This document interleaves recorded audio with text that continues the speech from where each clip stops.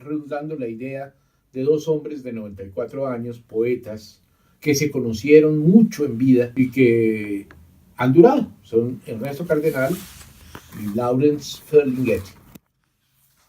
El uno era un poeta beat, el otro era un poeta centroamericano. El poeta centroamericano se volvió católico, se vino para Colombia, hizo la vida de un cura y terminó de vicepresidente y ministro de la Cultura de Nicaragua, y allá recibió una vaciada de Juan Pablo II, que ahora es santo. Y lo sacaron de la iglesia. Bergoglio lo acaba de devolver antes de que se muera. Está en una clínica con los riñones vueltos nada. Yo quiero que no se olvide la figura de ese tipo, el potencial transformador del hipismo y su profunda resignación al mismo tiempo frente al mercado del capital. Y entonces dije, voy a escribir unas palabras sobre esa vaina, que sean válidas para cualquier persona y que sean como la inauguración del Face. ¿Ok? Bien, aquí va. El movimiento social y generacional del hipismo, documentado con fotografías y tomas televisivas en blanco y negro, testimonios de ancianos y noticias y libros, consistió en sus grandes rasgos en dejarse crecer el pelo, bañarse menos veces a la semana, caminar por las carreteras, fumar marihuana, tomar ácido lisérgico y ver a los indios aborígenes como más hermanos que los blancos y mestizos oficinistas y operarios. Despreciar el dinero y las prédicas de las autoridades y amar la música rock y practicar la libertad sexual sin ritos ni convencionalismos. Pensar en los logros de los viajes espaciales, entreverar explicaciones de la existencia de conspiraciones mundiales y creer en la paz mundial y la armonía cósmica.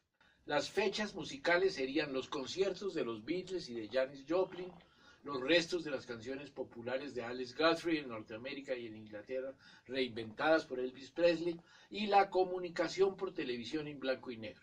Un cierto rechazo a las culturas académicas, sus derivados editoriales, sinfónicos, etc., rechazo a la medicalización, apoyo a la promiscuidad y antibelicismo, desafío a la técnica contradictoriamente, nueva cocina, uso de plantas indígenas y demás. ¿Cuándo se usó esa palabra para designar ese fenómeno? Año 6263, por el planeta entero. Reminiscencias católicas con Francisco de Asís, hindúes con los lamas del Tíbet, y la meditación y poco o nulo Islam, aunque los musulmanes veneran la secta de los consumidores de hashish. Padres, de alguna manera, del terrorismo islámico. Confusiones puritanas en Estados Unidos, una postura a la vez anti-norteamericana por lo de Vietnam y anticomunista por las invasiones soviéticas a Europa Central. Las comunas, viviendas de sumas de familias, clanes y fanáticos religiosos, produjeron las primeras reacciones del ejercicio de Estados Unidos en su propio territorio. Simplemente hubo matanzas de esas comunas. La más famosa fue la de WACO, Waco, porque se decía que el patriarca religioso de esa secta abusaba de los niños pequeños, lo cual es altísimamente probable, porque la pedofilia era un fenómeno netamente norteamericano durante muchos centurias, decenas de años. El éxito musical, discográfico y aparición sostenida de los Rolling Stones entre el 63 y el 69. En paralelo, habría que añadir la liberación femenina, que apareció con ese nombre en un momento entre 6.3 y 6.7, el papel de la juventud, resultado de un Marcuse que había escrito en ese momento Eros y Civilización, el testimonio de Aldous Huxley sobre un mundo feliz, una pequeña novela de ficción que era la combinación de sumisión, estratos y doping, controlada por el Estado, y Las puertas de la percepción, The Doors of Perception, que fue un libro que él hizo en su agonía, Aldous Huxley, uno de las familias de científicos más poderosas del mundo, dado que el abuelo de él había sido colega de Darwin en el Beagle, el barco en el que se habían estacionado frente a las costas del Ecuador para descubrir revolución en las Islas Galápagos. Así era de pesado el movimiento. Estos son los 60.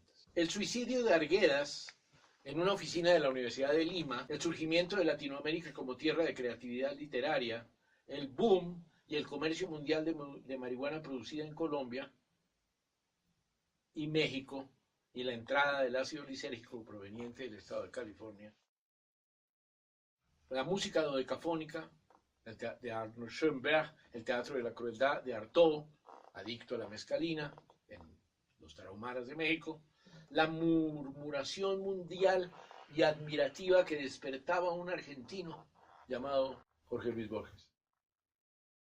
La muerte en combate del cura guerrillero Camilo Torres, un año y medio antes que la muerte del Che en Bolivia, y la aparición inocultable de la CIA en la triangulación para encontrar en dónde estaba radicado, en las alturas bolivianas, el señor Ernesto Guevara, médico. Comienzo del fin de la corbata, aparición de la minifalda. En mayo del 66, 100 años de soledad, las luchas antisomocistas, la revolución cubana y la liberación anticolonista de África, el gobierno egipcio de Gamal Abdel Nasser y la creación del movimiento de los no alineados. Contra la hegemonía bipolar de Estados Unidos y la Unión de Repúblicas Socialistas Soviéticas. Creación de las dos guerrillas colombianas, 64, la pacificación de los llanos orientales, el bombardeo de Villarrica, Tolima, 6 o 7 años antes de todo esto, el desahucio simbólico de la infancia por Gabo, en su célebre columna sobre los 3.000 años desplazados del 54, el gaminismo, la caída de Perón, la crisis de los misiles en frente a Cuba y el asesinato de Kennedy. La Convención Demócrata del 68 en Miami, documentada con ferocidad por Norman Mailer. Yo, Manuel Hernández, tenía 21 años al comienzo del fenómeno, año 64. Diana Uribe no había nacido. Su tesis de historia fue sobre todo esto. Se desgranan los acontecimientos. Pierde Estados Unidos la guerra contra Vietnam del Norte, comunista, cae Nixon por el Watergate, Ernesto Cardenal crea un monasterio combativo en Nicaragua, Solentiname, Cortázar publica Rayuela en el 63, y de alguna manera la sociedad humana global, que cambia todo el tiempo, cambió mucho de una sola buena vez entre el 61 y el 68. Recordado por Mayo Francés, la revolución estudiantil de París.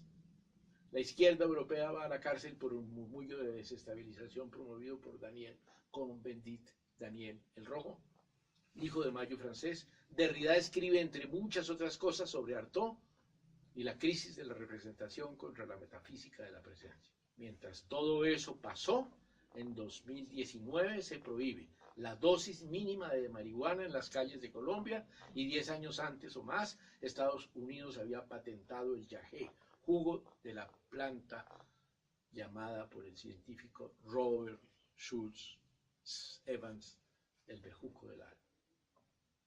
Esto fue escrito el 23 de febrero del 2019 con destino a una carta privada que queremos convertirla en una carta pública que inauguro una página de Facebook.